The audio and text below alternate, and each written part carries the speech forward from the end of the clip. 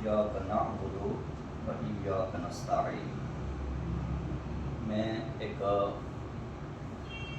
گفتگو جو ہے وہ کچھ مخصوص ایسے پوائنٹس پر کرنے کی کوشش کروں گا جن کا تعلق شعور کے ساتھ ہوگا، فکر کے ساتھ اور شعور کے ساتھ۔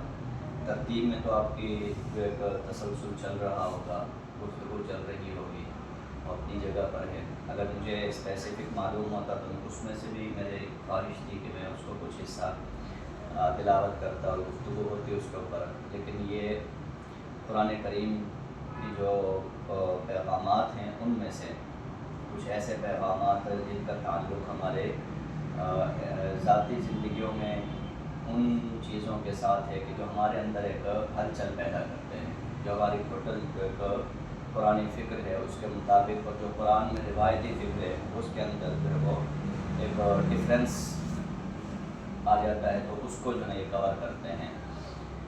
تو سب سے پہلے تو میں جو ہے نا قرآن کریم کی جو ایک مقام ہے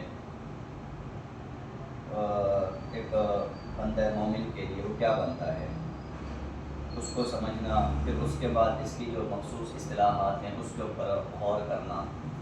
تو قرآن کریم کا مقام جو حقیقت میں بنتا ہے وہ جو مذہبی تعبیر میں جو دیا جاتا ہے وہ غور کیا جائے۔ ہمارے سوسائٹی میں، ہمارے معاشرے میں جو مذہبی طبقہ اس وقت قرآن کا جو ایک پیغام دے رہا ہے وہ کچھ اور ہے، اور قرآن کا جو پیغام ہے، قرآن کا جو مقام ہے، اس میں زمین آسمان اتنا بلندی کا فرق پیدا ہو رہا ہے۔ اس میں ایک تو بات میں عرض کروں گا کہ ہم جو شاید مذہب سے جڑے ہوئے لوگ ہیں ان کے ذہن میں بھی یہی ہوتا ہوگا، اور ہم آگے بھی شاید یہی کنوے کر دیتے ہیں کہ قرآن پاک ثواب کے لیے آیا ہے، حالانکہ قرآن ثواب کے لیے نہیں آیا۔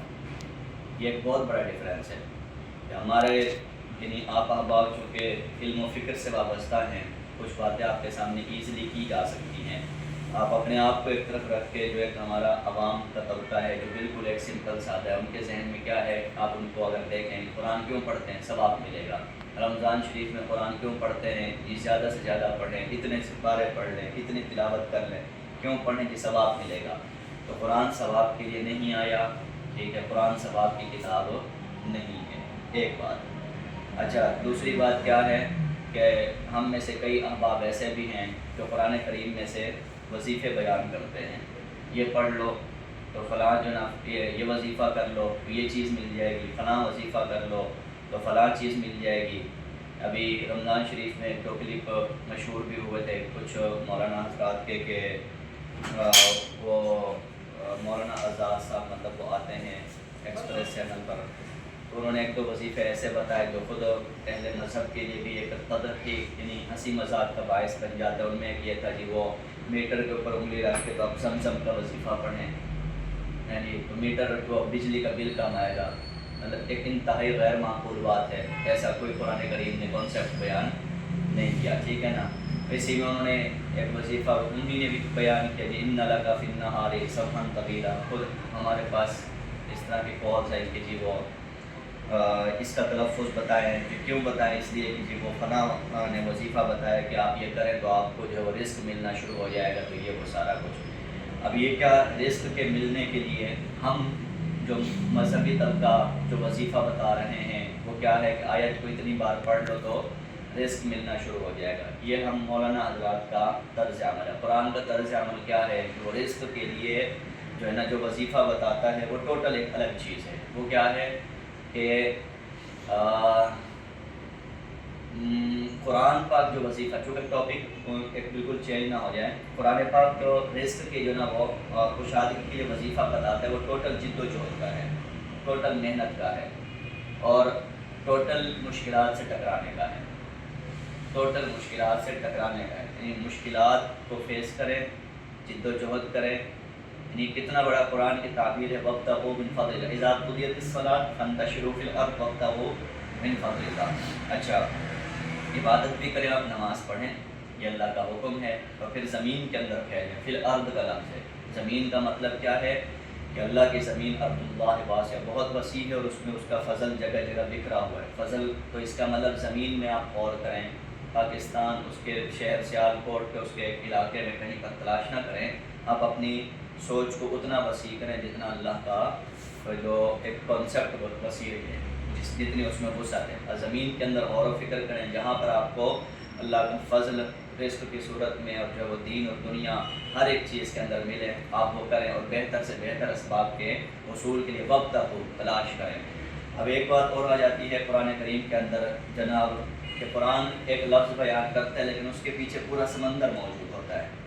قرآن ایک لفظ ٹھیک ہے نا بیان کرتا ہے تو اس کے پیچھے پورا کا پورا سمندر موجود ہے۔ تو اس نے یہ تو کہہ دیا وقت کو تلاش کرو، لیکن اس تلاش کے پیچھے پورا ایک نظام آ جاتا ہے، پورا ایک سلسلہ سسٹم آ جاتا ہے کہ کیا کیسے تلاش کریں بھائی، وہاں تک پہنچنا، جد و جہد کرنا، کوشش کرنا، پلاننگ کرنا، سوچ و بچار کرنا، یہ سارا کچھ کرنا یہ ہمارے ہے۔ اب وہ قرآن کا کمال یہ ہے کہ اللہ پاک نے قرآن میں موتی بکھیرے ہیں، اللہ نے قرآن کریم میں موتی بکھیر دیے ہیں، ایک جگہ یعنی ایسے انگلی پکڑ کے نہیں چلایا۔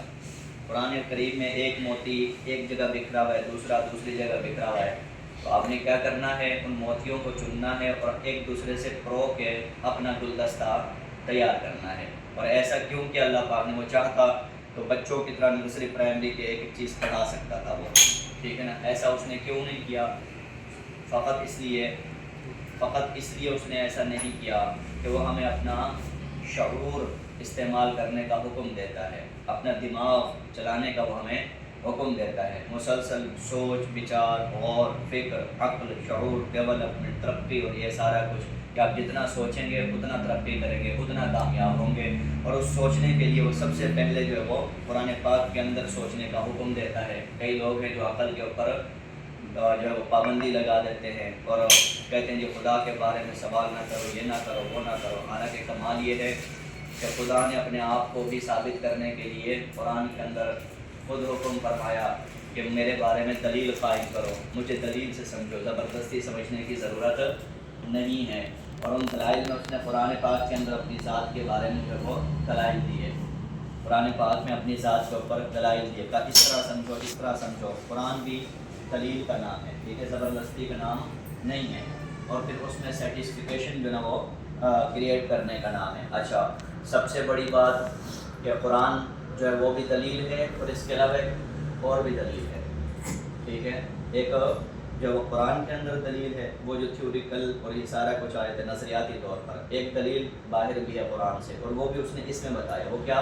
وہ ہے اس کا بچھایا ہوا صحیفہ فطرت، صحیفہ فطرت۔ اس صحیفہ فطرت کے اندر جو یعنی قدرت اور صحیفہ فطرت کے درمیان جو چیز ربط پیدا کرتی ہے وہ میں اور آپ ہیں، یعنی حضرت انسان ہے۔ قدرت کو بھی میں نے سمجھنا ہے، فطرت کو بھی میں نے سمجھنا ہے، فطرت کے ذریعے قدرت تک میں نے پہنچنے کی کوشش کرنی ہے۔ اور قرآن اس نے ایک تھیوری دی، جو پڑھے لکھے لوگ ہیں وہ پڑھیں، اور پھر یہاں سے پڑھ کے اسی کی دعوت پر اس نے ہمیں خود دعوت دی کہ میری فطرت کی طرف نکلو، میری تخلیق کی طرف نکلو، اور وہاں سے پھر استدلال کر کے پھر مجھے سمجھو، پھر وہاں سے میری عظمت پیدا کر کے میرے آگے پورے اعضاء اور جوارح کے ساتھ تم جھکو، تب جا کے مزہ آئے گا۔ پھر رسمی روایتی اور اس طور پر جو عبادات ایک رسمی تصور ذہن میں آتا ہے، جو عبادات پھر ہمارے اندر وہ چینج نہیں پیدا کرتی جو کہ مطلوب ہوتا ہے۔ اس کی وجہ یہ ہے کہ رسم کے ساتھ عبادت کرنا جو ہمارے ذہن میں بٹھا دی ہوئی اور بات ہے، لیکن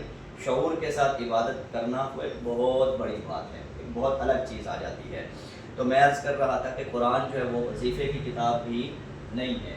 ہمارے کئی لوگ مطلب جو قرآن کی آیت نا جس مضمون کی آ جاتی ہے، میں تھوڑا سا ایسے سمپل یہ بات کرنا چاہتا ہوں۔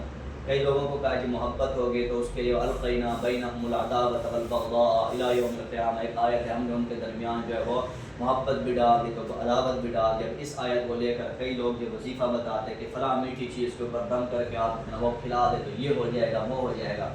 شرم آنی چاہیے، قرآن نے اس کا کوئی بھی حکم نہیں کیا۔ یہ وہ لوگ ہیں جو قرآن کا مقام نہیں سمجھ سکے اور قرآن سے وہ چیز نہیں لے سکے جو قرآن جس مقصد کے لیے آیا تھا، جس کی وجہ سے ہمارے معاشرے کے اندر وہ چیز نظر نہیں آتی۔ لیکن بہت کم ایسا طبقہ ہے جو شاید اس کی ضرورت محسوس کر رہا ہے۔ ان میں نے پہلے بھی آپ کے اس پروگرام میں حاضر ہوا تھا، اور اب یہاں پہ رات کے 11 بجے کے وقت آپ حضرات اپنی مصروفیات تمام تر نمٹا کے اور صرف اللہ کے لیے آپ حضرات آئے بیٹھے ہیں۔ یہ بہت بڑی بات ہے، یہ بہت بڑی بات ہے، یہ بہت بڑی بات اس لیے بھی ہے کہ میں حدیث پاک کا ایک ٹوٹل تھوڑا سا چین ترجمہ آپ تک پہنچانا چاہتا ہوں کہ آپ نے یہ حدیث کئی بار سنی ہوگی کہ آقا کریم صلی اللہ علیہ وسلم نے فرمایا الحب للہ والبغض للہ، کہ اللہ کی خاطر محبت کرنا۔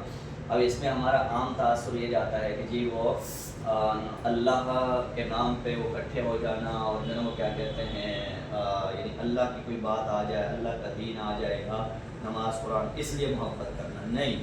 اس کا ایک اور مفہوم بنتا ہے، اس کا ایک اور مفہوم بھی بنتا ہے۔ وہ مفہوم کیا بنتا ہے کہ نبی پاک صلی اللہ علیہ وسلم یہ پیغام دے رہے ہیں کہ بھائی معاشرے میں کچھ افراد ایسے بھی ہونے چاہیے کہ جو معاشرے میں محبت کو عام کریں، جو محبت کے لیے جو ہے نا وہ اٹھ کھڑے ہوں۔ نفرت، عداوت، دشمنی، نیگیٹیوٹی، منفی پن، یہ تو ہر کوئی پھیلاتا ہے۔ کچھ لوگ ایسے ہونے چاہیے جو بے غرض اور بے لوث صرف اور صرف محبت پھیلانے کے لیے اکٹھے ہوں، ان کا کوئی اور مقصد نہیں ہونا چاہیے۔ تو محبت پھیلانا، اب اللہ کیا ہے؟ اللہ بے لوث ایک تصور کا نام ہے، اللہ بے غرض تصور کا نام ہے کہ اسے کسی چیز کی ضرورت نہیں ہے، وہ صمد بھی ہے، وہ غنی بھی ہے، وہ عالم سے بے نیاز ہے، ٹھیک ہے نا، اور کیا کہتے ہیں اسے کسی کی پرواہ نہیں۔ وَاعْلَمُوا أَنَّ اللَّهَ غَنِيٌّ حَمِيدٌ، بڑی اس کی شان بیان ہوئی ہے نا اسی کلام مجید کے اندر۔ تو یعنی الحب للہ کا مقصد فقط کیا بن جاتا ہے کہ اللہ کے لیے جو ہے نا محبت کرنا، مطلب اس طرح کی آپس میں کوئی محبت کا سلسلہ پیدا کیا جائے جس میں کوئی غرض موجود نہ ہو، جس میں کوئی لوس موجود نہ ہو، جس میں کوئی مفاد موجود نہ ہو۔ تو اس طرح کے جو لوگ ہوں گے جو صرف آپس میں محبت کے نام پہ اکٹھے ہوں گے، ٹھیک ہے، مفادات کے لیے صرف محبت، تو یہ وہ عظیم لوگ ہوں گے جو جنت کے اندر ایسے براہ راست جا رہے ہوں گے۔ ہمارے سوسائٹی کے اندر اس طرح کا ایک مائنڈ ڈیولپ ہونا چاہیے نا۔ نفرت تو ہر کوئی وہ کرتا ہے، نیگیٹیوٹی، آپس میں حسد بھی ہے، جلن بھی ہے، بغض بھی ہے، لیکن یہ کہ طبقہ، اسی کو قرآن نے کیا کہا، کنتم خیر امۃ اخرجت للناس تأمرون بالمعروف، ایک طبقہ ایسا ہونا چاہیے جو معروف کے لیے اٹھ کھڑا ہو۔ جس طرح کچھ لوگ جو ہے وہ منکر کے لیے اٹھ کھڑے ہوتے ہیں، ٹھیک ہے، وہ باطل کے ساتھ اٹھ کے پورا ساتھ دے، تو ایک طبقہ ایسا ہو جو اس کے لیے باقاعدہ اٹھ کے کھڑا ہو، حق کے لیے اٹھ کے کھڑا ہو، نیکی کے لیے اٹھ کے کھڑا ہو، اور خیر کے لیے اٹھ کے کھڑا ہو، اور احسان، ٹھیک ہے نا، بھلائی کے لیے اٹھ کے کھڑا ہو۔ یہ ہمیں ایک موٹیویشن دی گئی ہے، ٹھیک ہے نا۔ تو اس کے اندر مطلب یہ بات ہے۔ اب چلو جی پتہ لگ گیا کہ قرآن نہ وظیفے کی کتاب ہے اور نہ ہی ثواب کی کتاب ہے، تو قرآن کس چیز کی کتاب ہے؟ قرآن نے سمپل جہاں بھی آیت مبارک آئی، جہاں پر بھی بات آئی، صرف ایک لفظ قرآن نے استعمال فرمایا ہدی للناس، ہدی للمتقین، ہدی للعالمین، شہر رمضان الذی انزل فیہ القرآن ہدی للناس وبینات من الہدی والفرقان۔ صرف ایک چیز قرآن نے بیان کی، اور وہ کیا ہے؟ کہ ہدایت کے لیے آیا ہوں۔ اب ہدایت کا لفظ ہم جو مذہبی لوگ ہوتے ہیں اس سے عمومی طور پہ یہ سنتے ہیں، ہم ہر دعا میں اللہ پاک مجھے ہدایت عطا فرما، مجھے ہدایت عطا فرما۔ ہم لوگ ہدایت کی دعا کر رہے ہوتے ہیں، لیکن وہ ہدایت کا جو ایک گہرا تصور ہے کئی ذہنوں میں وہ بھی نہیں ہوتا۔ وہ ایک یہ بھی ہدایت کا لفظ بول کے ہم نے اسے بھی ایک رسم بنا دیا ہوتا ہے۔ وہ ہدایت کے اندر بھی ہم یہ سمجھتے ہیں شاید ہدایت کا مطلب یہ ہو کہ جی خالی نماز پڑھ لیں، ٹھیک ہے، یہ ہدایت ہے، قرآن پڑھ لیں، یا ایک جملہ کہہ رہا ہوں، یا شاید آپ حضرات کے ذہن میں یہ ہو کہ رات کے 11 بجے قرآن کھول کے قرآن کی چند آیتیں آ کے اس کو سن لیں۔ نہیں، قرآن کے اندر جو ہدایت کا مفہوم آتا ہے وہ یہ ہے کہ ایصال الی المطلوب، اس سے ایسی رہنمائی لے جو آپ کی ضرورت کو پوری کرے، جو آپ کو منزل و حقیقت اور مقصد تک پہنچا دے، ٹھیک ہے نا۔ تو اب وہ جو ہدایت اور گائیڈنس ہے وہ کس چیز کے متعلق چاہیے؟ وہ یہ سوچنے کی بات ہے، جو ہدایت چاہیے وہ کس کے متعلق چاہیے؟ ہمارا جو عمومی رویہ ہے ہدایت کے بارے میں بھی، ٹھیک ہے نا، وہ یہ ہے کہ اکثر ذہن چلے جاتے ہیں ہدایت کے بارے میں مرنے کے بعد، ٹھیک ہے، عمومی رویہ قرآن کے بارے میں یہ ہے، ٹھیک ہے نا، یہ جو عبادات، یہ سارا کچھ ہے نا، کہ یہ مرنے کے بعد قبر روشن ہو جائے، مرنے کے بعد یہ ہو جائے، آخرت سنور جائے، آخرت سیدھی ہو جائے، میں اس لیے خرچ کر رہا ہوں کہ میری آخرت جو ہے وہ بہتر ہو جائے۔ حالانکہ قرآن پڑھ کے دیکھیں، وہ آخرت سے بھی کہیں پہلے ہماری دنیا سنوارنے کا حکم دیتا ہے، ہماری زندگی سنوارنے کا حکم دیتا ہے۔ جتنی بھی گائیڈنس آئی ہیں وہ اسی لائف کے لیے آئی ہیں، ایون کہ جو آخرت کا تصور ہے وہ بھی اسی زندگی کے لیے ہے، کہ جو زندگی آپ کو یہاں پر ملی ہے اس کو اس طرح جو ہے وہ آپ کیلکولیٹڈ طریقے سے ناپ تول کے لے کر چلیں کہ اتنا خوبصورت زندگی آپ کی گزرے کہ مرنے کے بعد یعنی کہ وہ ٹینشن نہ ہو کہ پتہ نہیں کیا ہوگا کیا نہ ہوگا، میری قبر کیسی ہوگی، میری جو ہے وہ آخرت کے معاملات کیسے ہوں گے، اس طرح کی ساری باتوں سے۔ تو ہمارا قرآن نہ تو مرنے کے لیے ہے، نہ ہی یہ آخرت کے لیے ہے، نہ اگلے جہان کے لیے ہے۔ آخرت کا تصور صرف یہی زندگی جو ہے نا وہ سیدھی کرو، اپنے یہیں کے معاملات سیدھے کرو۔ اب ان میں آپ یہ دیکھیں، ایک بات چلیں، میں چونکہ ایک بے ترتیب گفتگو کر رہا ہوں نا، اسپیسیفک آیت نہیں ہے، میں قرآن کے پورے مجموعی پیغام کو مد نظر رکھ کے جو اسی کا مقام بنتا ہے نا قرآن کا، ٹھیک ہے، مطلب جو ڈفرینس آ جاتا ہے نا اس کو وہ کر کے کہ ہمارے سامنے اس کا اصل امیج کریٹ ہونا چاہیے، میں اس کے اوپر گفتگو کر رہا ہوں، ٹھیک ہے، مطلب مجموعی قرآن ٹوٹیلٹی کے حوالے سے آپ اس کو دیکھیے گا۔ ہمارے جو نا ذہنوں میں عمومی طور پہ یہ بھی تاثر بٹھا دیا جاتا ہے کہ جی دنیا بیکار ہے، سنتے ہیں دنیا حقیر ہے، دنیا قلیل ہے، دنیا کی مذمت ہے، سارا کچھ سنتے ہیں۔ کبھی آپ نے دنیا کی تعریف بھی سنی ہے؟ ہم مولوی لوگوں سے، مذہبی طبقے سے نہیں سنی ہوگی، بہت کم۔ کبھی مال کی تعریف آپ نے سنی ہے؟ بہت کم سنی ہوگی۔ قرآن پڑھ کے دیکھیں، اللہ نے دنیا کی بھی تعریف کی ہے، اللہ نے مال کی بھی تعریف کی ہے۔ اس قرآن کے اندر دنیا کی بھی باقاعدہ تعریف کی ہے، مال کی کیا تعریف کی، اس سے بڑھ کر اس کی کیا تعریف ہوگی؟ فرمایا لا تؤتوا السفهاء اموالکم التي جعل اللہ لکم قیاما، کہ اس مال کو کسی بیوقوف کے سپرد مت کرنا جو مال اللہ نے تمہاری زندگی گزارنے کا سبب بنایا ہے، اس سے بڑھ کر اس کی کیا ویلیو ہو؟ صحیح ہے نا؟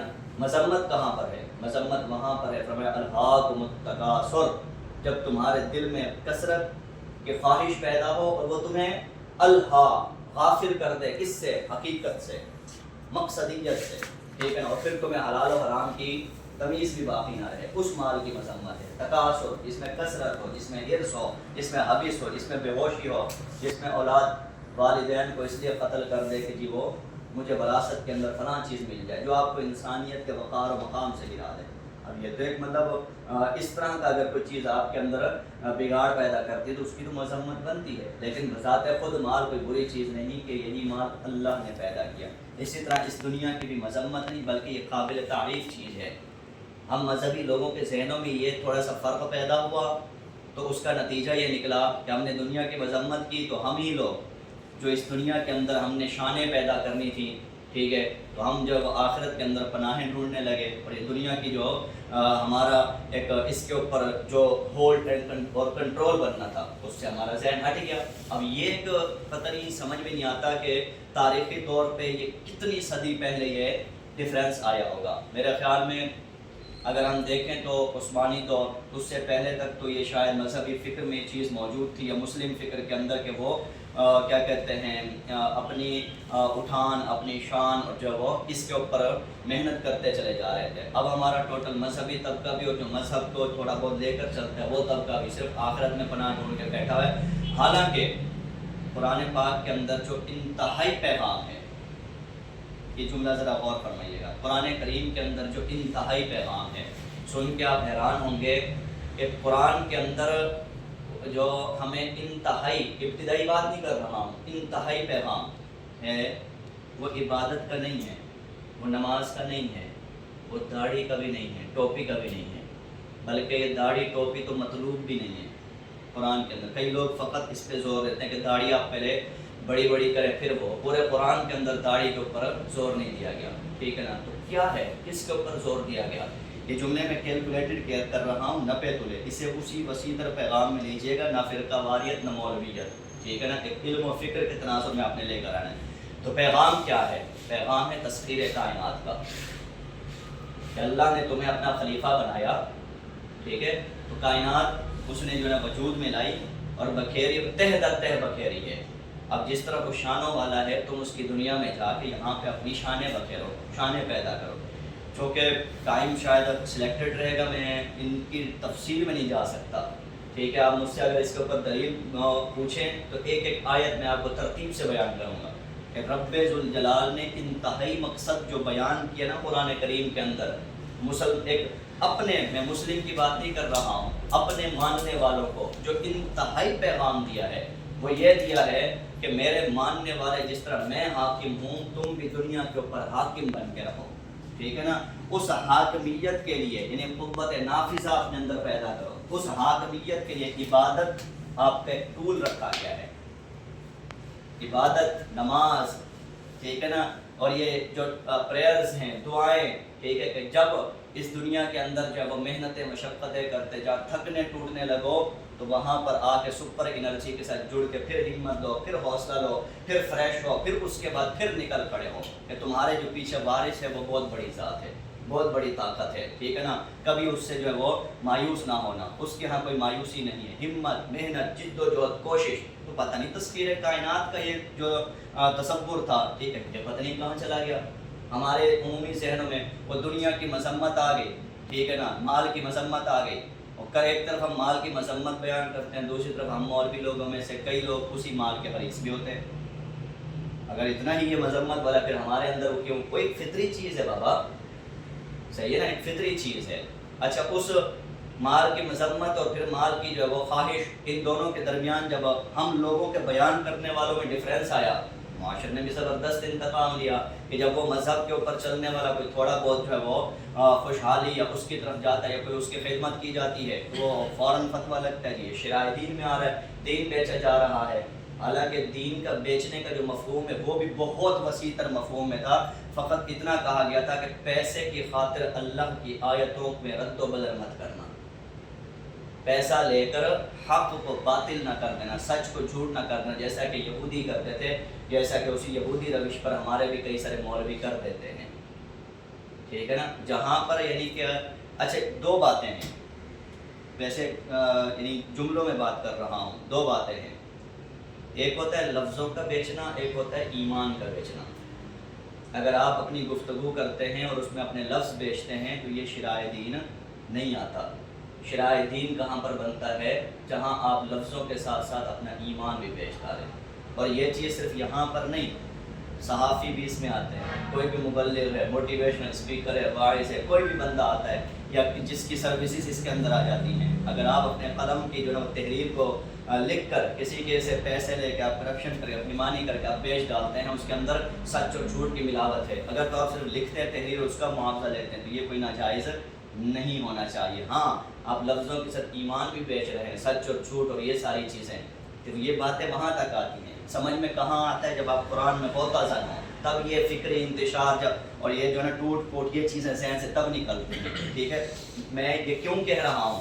یہ میں نہیں کہہ رہا، میری فکر اس کے اوپر پوری مضبوط ہے کہ اندر پوری آیتیں اتری ہوئی ہیں، میں اس کے اوپر دلائل دے سکتا ہوں آپ کو، ٹھیک ہے نا۔ کہ رب ذوالجلال فرمایا لا تشتروا بآیاتی ثمنا قلیلا وایایا فاتقون، یہاں تک کہا میری آیتوں کو تھوڑی قیمت کے بدلے مت بیچنا، مجھ سے ڈرنا۔ کیا ہے وہ بیچنا؟ کہ لا تلبسوا الحق بالباطل، حق کو باطل کے ساتھ نہ ملانا، وتکتموا الحق، اور حق کو چھپانا نہیں، دنیا کی خاطر، پیسوں کی خاطر، وانتم تعلمون، جبکہ تم حق کو جانتے بھی ہو۔ کئی لوگ عدالتوں کے اندر جھوٹی قسمیں کھا کر حق بیچ ڈالتے ہیں، ٹھیک ہے، تھوڑا سا پیسے لے کر لوگوں کے ججوں کے فیصلے بک جاتے ہیں، یہ رشوت ہے، یہ کرپشن ہے، یہ بے ایمانی ہے، ٹھیک ہے نا۔ یہ شرائع دین ہے، دین ہر بندے کے نفس کے اندر اور دل کے اندر موجود ہے، اگر کوئی کلمہ گو ہے، کلمہ پڑھتا ہے، یہ اتنے وسیع تر مفہوم کے اندر تھا۔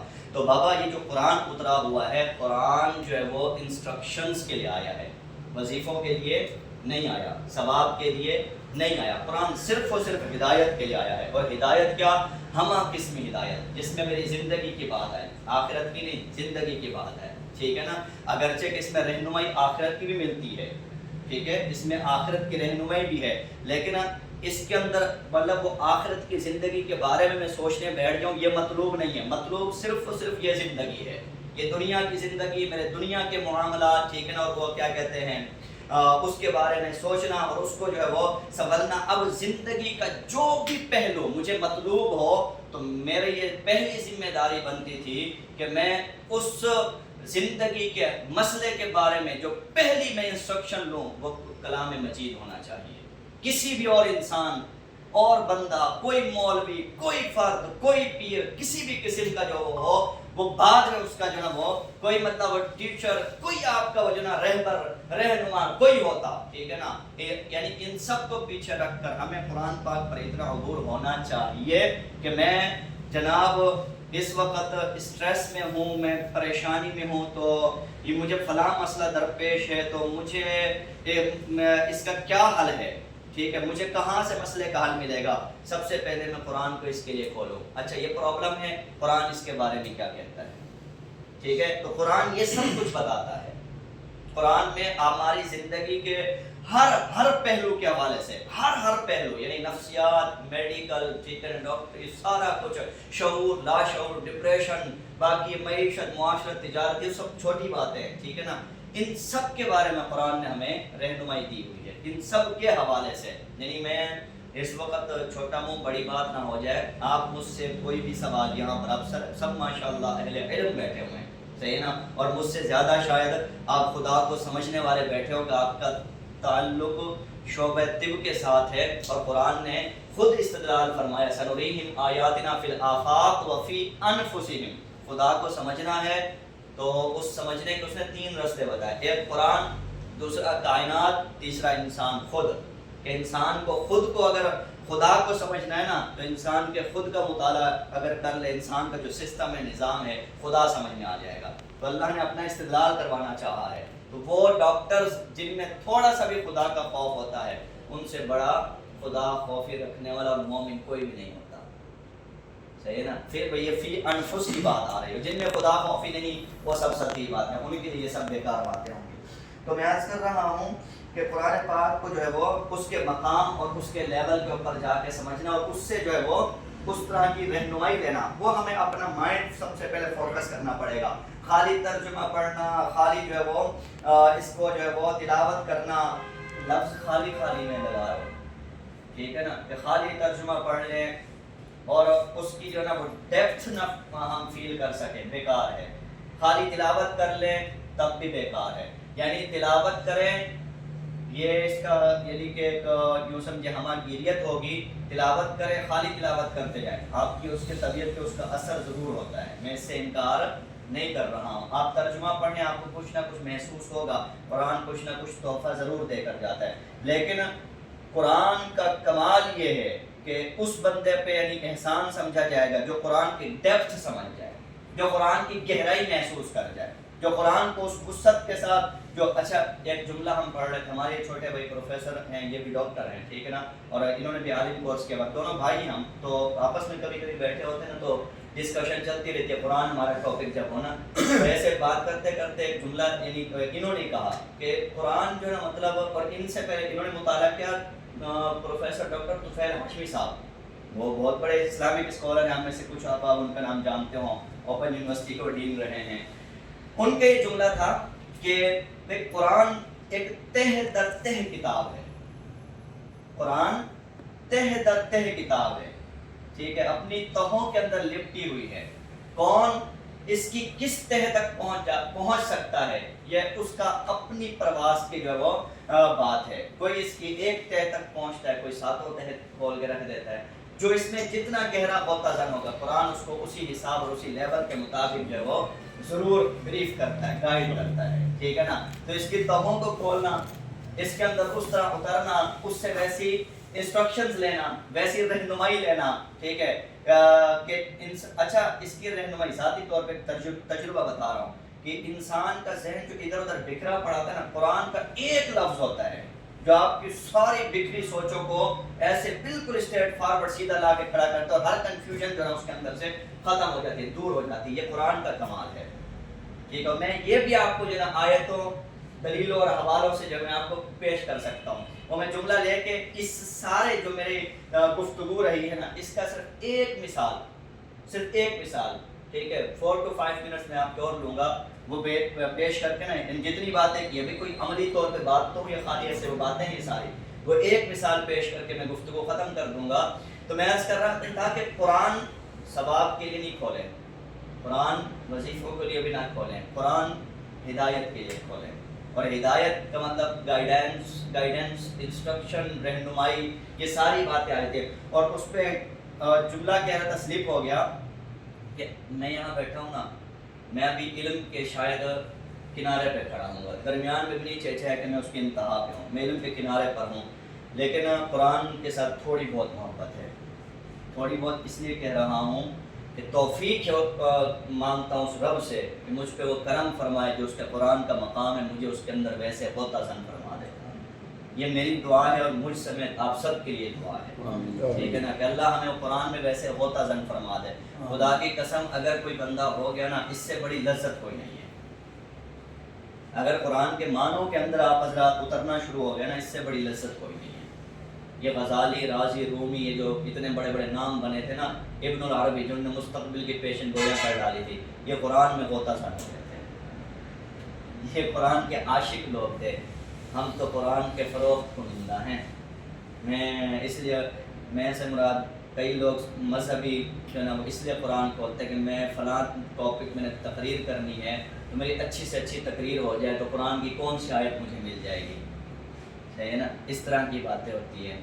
اور کئی سارے لوگ جو نا بس وہ بہرحال. تو بات یہ کرنا چاہ رہا ہوں، آپ پڑھے لکھے لوگ بیٹھے ہیں، اپنی زندگی کے حوالے سے کسی قسم کی پرابلم آپ یہاں سوال اٹھائیں، میں اللہ کے فضل اور اس کے قرآن پہ یقین کرتے ہوئے کہہ سکتا ہوں کہ میں قرآن سے اس کا جواب آپ تک پہنچا سکتا ہوں. ماشاءاللہ. یہ میں ایک یعنی دعویٰ دو طور پہ کر رہا ہوں. ایک تو عین ممکن ہے 70% میں آپ کو بر وقت جواب دوں گا، صحیح ہے نا، اور 30% میں ریزرو رکھتا ہوں کہ میں کل عالم نہیں ہوں. آپ بھی پڑھے لکھے ہو سکتے کوئی ایسا سوال آپ اٹھائے کہ میرے وہم و گمان میں نہ ہو، تو میرا یقین ہے کہ اگر میں قرآن سے جواب مانگوں گا مجھے جواب ملے گا، اور جواب ملتے ہیں. کیا آپ یقین کریں گے کہ قرآن کریم نے ڈپریشن کا وہ حل بتایا ہے جو آپ کی کوئی گولی نہیں دے سکتی.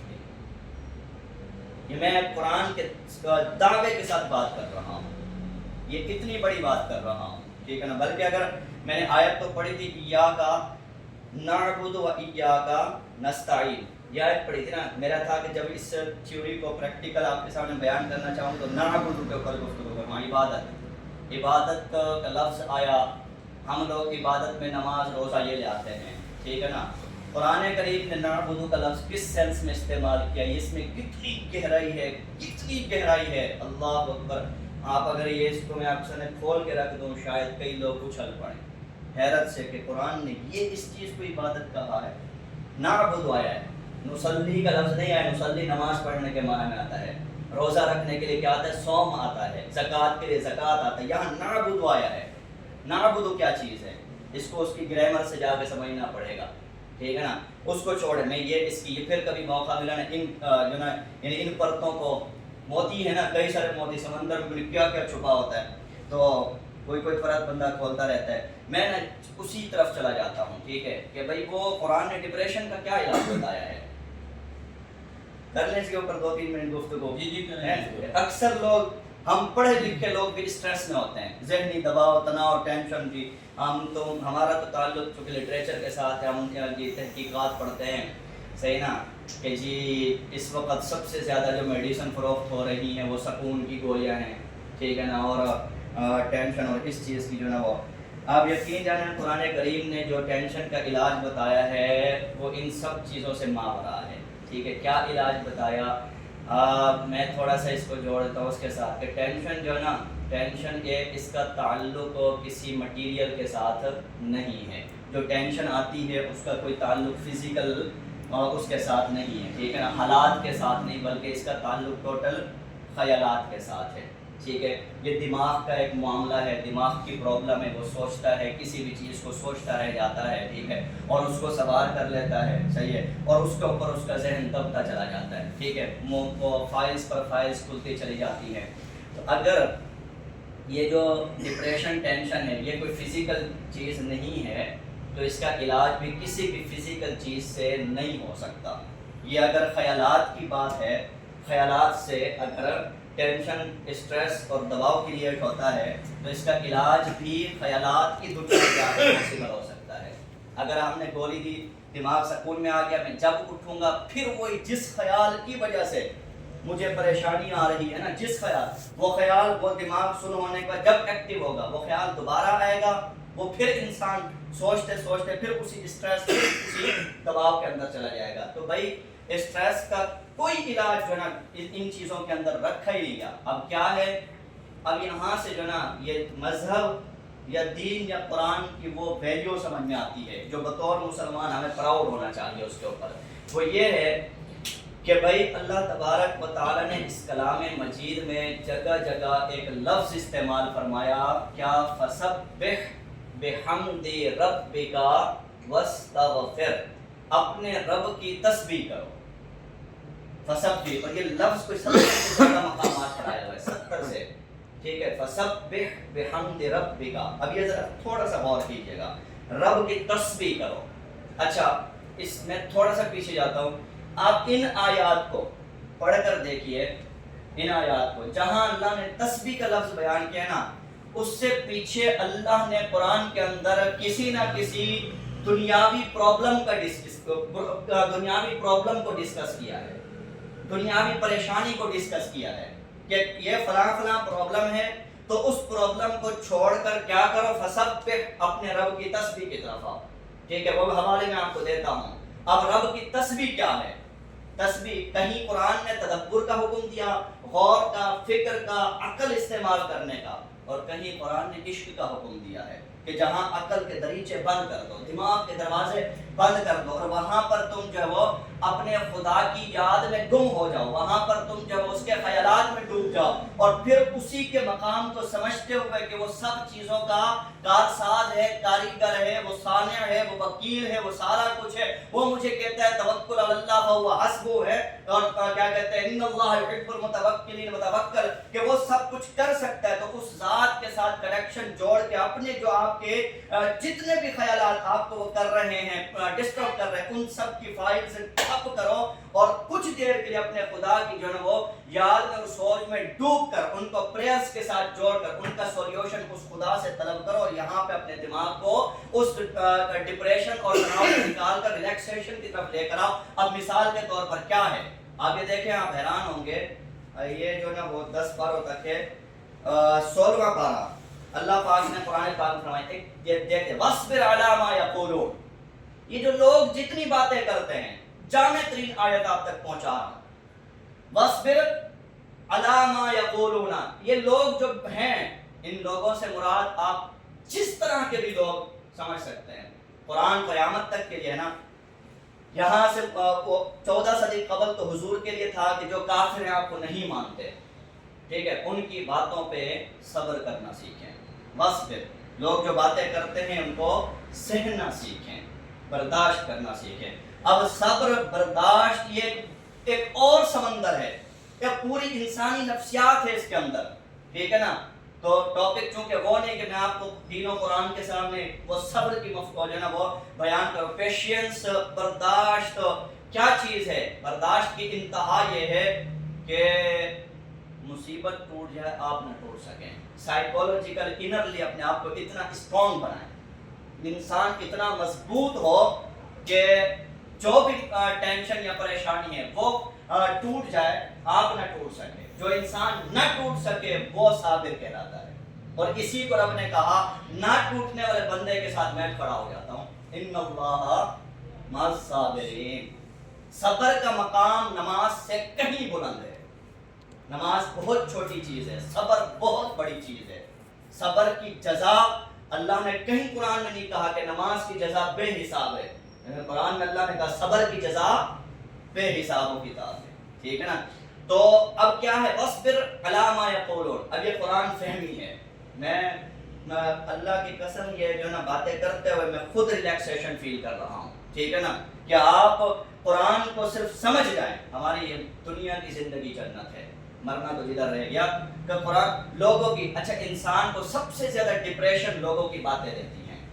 فلاں نے یہ کہہ دیا، فلاں نے وہ کہہ دیا، کولیگ نے یہ کہہ دیا، ماں نے یہ کہہ دیا، ان سے تو توقع ہی نہیں تھی، ٹھیک ہے نا. اور پھر اس کے بعد جناب وہ خیالات، اللہ پہلے فرمایا علامہ یقولون، لوگ جو باتیں کرتے ہیں ان کے اوپر سب سے پہلے تو یہ صبر کی پوری اپنے اندر ایک فیلنگز، شعوری کوشش پیدا کر کے ان کو سہنا سیکھیں. دوسری بات فرمایا اگر وہ نہ سہ سکے تو سبح بحمد ربک، پھر اپنے رب کے ساتھ جڑ جائے، پھر اس کی تسبیح کریں. مطلب کیا ہے، جو بات آپ کو زیادہ تکلیف دے رہی ہے اور آپ کے ذہن میں خلل پیدا کری ہے، اپنے دماغ کو وہیں پہ دبا دو. جیسے کہ کوئی کمپیوٹر اس کی فائل زیادہ کھل جاتی ہے تو وہ گرم ہو جاتا ہے اور وہ کیا کہتے ہیں دب جاتا ہے، تو اس کی فائل زیادہ بند کرنی پڑتی ہے کہ کر کے، یا پورا کمپیوٹر شٹ ڈاؤن کرنا پڑتا ہے. بالکل اسی طرح رب ہمیں فرما رہا ہے سبح تسبیح سبحان اللہ.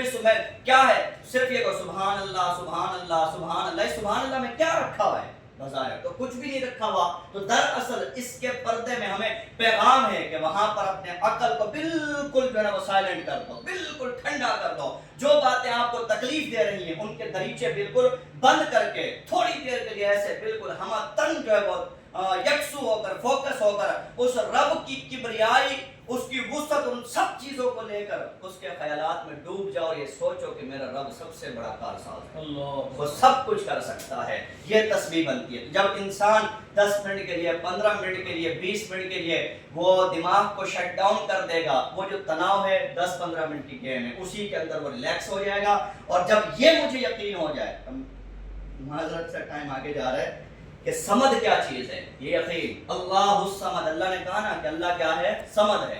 جب انسان کو یہ پتہ چل جائے کہ سمدیت کس مقام کو کہتے ہیں اور میرا رب سمد بھی ہے، تو جو جتنی ٹینشنیں آپ کے اندر ذہن میں جس وجہ سے پیدا ہو رہی ہیں وہ وہیں کے وہیں ریلیکس ہو جائیں گی، کہ وہ پیچھے ایک ذات کی پوری پاور موجود ہے. تو مقام تسبیح یہ بنتا ہے. اپنے خیالات کو جو ہے نا وہ سیٹ کرنا سیکھیں اور اپنے مذہب کو اور قرآن کو اس کے مقام کے مطابق ہم سمجھنا شروع کریں. تو دعا ہے کہ اللہ پاک جو ہے نا اسی گہرائی کے ساتھ ہمیں ہمارا قرآن سمجھنے کی توفیق عطا فرمائے.